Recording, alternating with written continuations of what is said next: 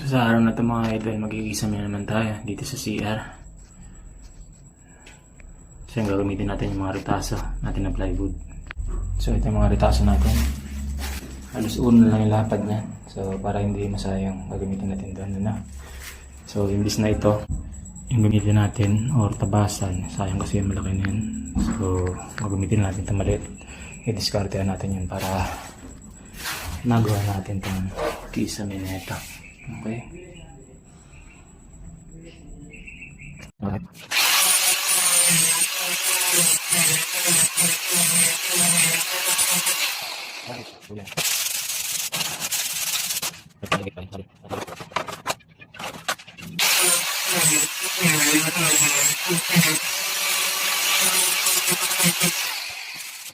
Magawa na natin ng groove tong gilid niya. Okay.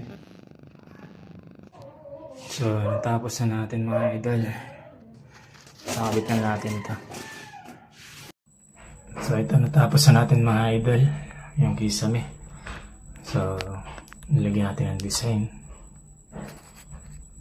Ayan, CR. So, yung mga ritaso na yun, nagamit pa. So, sayang kasi, no? Hindi na ako pumutol dun sa malaking plywood.